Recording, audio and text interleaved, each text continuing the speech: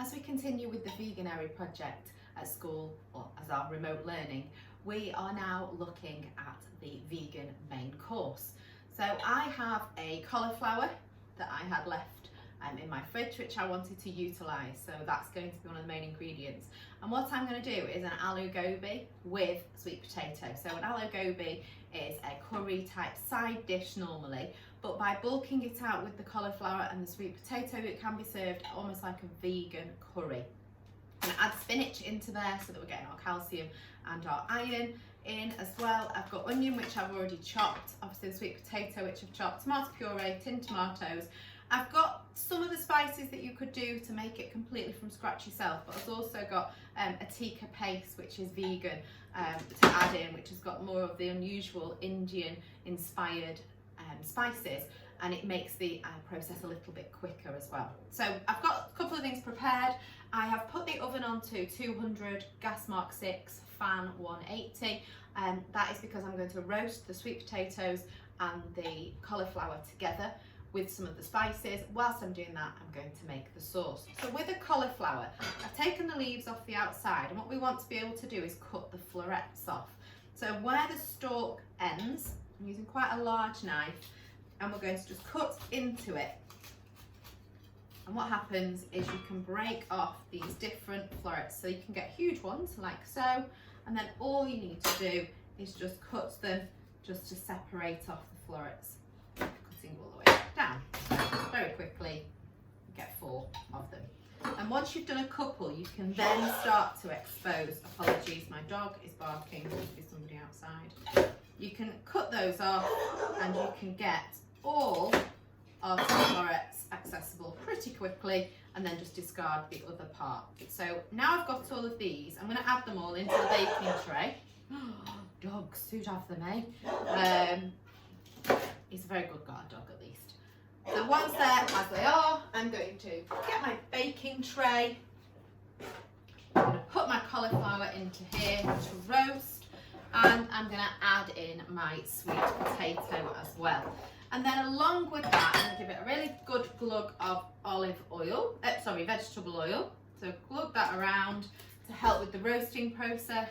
And then I'm going to add some different spices. So I'm going to add cayenne pepper. Now cayenne pepper's got quite a lot of heat to it, so I'm just going to add a small amount of that because somebody at home may not want to have that much. I'm going to add a tablespoon of cumin. So cumin's a very, very popular dish, spice used with Indian cooking. Just get a little bit more of that. You can smell straight away the fragrance from that. It's beautiful. Coriander. I'm going to open this one. I struggle with that one. I've got greasy hands now, and the lid is still fastened. Dog barking. Let me grab teeth. Struggling to open this one. There we go. Oh, detail out the way. Half a teaspoon of coriander over the top as well, and then just for an added little kick, I'm going to put some crushed chillies over the top, and they're all going to roast together in the oven now for about 25 minutes. The sweet potatoes have been cut quite small, so it's not like a traditional roast, so I'm just going to mix those around now, make sure they're all coated in oil. Using your hands is the best way, and then we just pop that into the oven for those to roast for 25 minutes. So I'll just get some other gloves and pop those on. Oh, doggy. Right, I'm going to pop those into the oven. Whilst that is roasting, we're going to get the sauce ready. So the sauce itself is a base of onion. So I've put some oil in here already to start it off. I'm going to add in the onion. I've got garlic on the side here. The garlic is already diced up, and the garlic will go in at a later date just because of it being such a small surface area. We don't want it to obviously burn and turn to carbon, making that bitter taste, as I say quite regularly. So I'm going to allow this now to fry for 6-7 minutes. Really let those onions fall down, get the natural sweetness out as they caramelise. Those intrinsic sugars can be released, and then we can move on with the process. The spinach is obviously going to go in at the last minute. So the spinach is the only thing that I'll have left. I'm going to sweat these off, add in the garlic, add in a little bit of ginger, cook off the tikka paste, and then we've got some tomato puree and some tin tomatoes to go in, and that will literally at the end be mixed in with all the roasted vegetables, wilt the spinach, and that will be our dish done. So I'll come back to you when I'm ready to move on to the next ingredients, and then we can get this process finished. Now that the onions have been sweating down for about 5 minutes, they're lovely and soft, they've gone yellow, a little bit of a brown tinge to them, well caramelised, lovely and sweet. I'm going to add in the garlic just for a minute. So get a nice fat bit of garlic in there. Allow that just to cook very, very quickly. Again, so you don't want to burn those small, tiny pieces of garlic. So pop that into here. I'm going to add a little bit of ginger. So just a blob, you can just use about 2 centimetres of fresh ginger.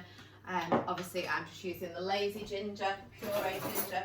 And then I'm going to add some spoons of the curry paste. So whatever curry paste you want really, obviously the preference of your family is usually helpful, but it's 2, maybe 3 heaped spoonfuls, depending on how many other ingredients you're adding in, of the paste. Now the paste has got quite a lot of raw ingredients in it, so that's why we need to cook it off a little bit here. So I'm just going to now allow that to fry for a minute or so. Allow this just to fry down. This is going to add a massive colour to the dish, as well as obviously lots and lots of flavour. We've got some dried herbs and spices on the sweet potatoes and the cauliflower, which are roasting away. I've just turned them over a little bit just to make sure that they're all recoated in the oil and the flavours. And I'm just going to fry this off now, and then add in my tomatoes and my tomato puree. I've actually got peeled plum tomatoes for some reason. I obviously picked the wrong can up at the shops, but no problem at all. Just obviously to break down those plum tomatoes when they are in the pan. So just now, that's been sweating off for a minute. Allow the tomato juices to really help with the sauce. Use the spoon just to break down the tomatoes, just so that they are chopped tomatoes. Breaking those up. And then allow that just to really mix up together. I'm going to add a big blob of tomato puree just to add some richness to it. Really concentrated way of getting tomatoes in, adds lots of flavour, improves the texture of the sauce as well. So about a tablespoon of the tomato puree. Adding this in, as you can see, all vegan ingredients, everything's really fresh, lots and lots of vibrant colours, lots of vitamins and nutrients in there for us.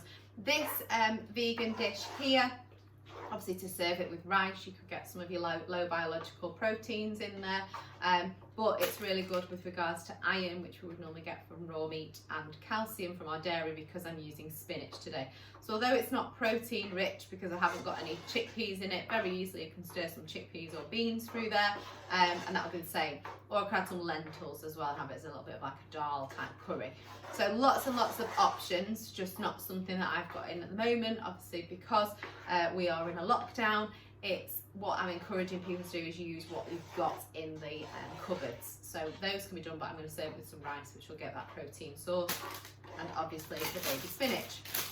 So all we're going to do with the spinach now is a massive handful so that it covers the pan. Spinach literally goes down to nothing. I may as well put the whole bag in. And allow that to wilt down for a couple of minutes, and then that sauce is then ready to be added to the sweet potatoes. If you find your sauce is a little bit thick, by all means add a little bit of water into there so that that will loosen the sauce, so it will coat all of those vegetables. With all the seasoning that I've got, may just add a little bit of salt and pepper to it, but not too much seasoning needed with the amount of spices that we are using. There's quite a lot of salt in the curry paste anyway. So once the vegetables have fully roasted, they're soft all the way through, I'll bring you back just to show you how I combine it together and a final presentation of the dish. The roasted cauliflower and sweet potatoes are now ready, so I've just tried those just to make sure they're soft all the way through. My spinach has completely wilted inside the sauce, so we're ready to finish the dish.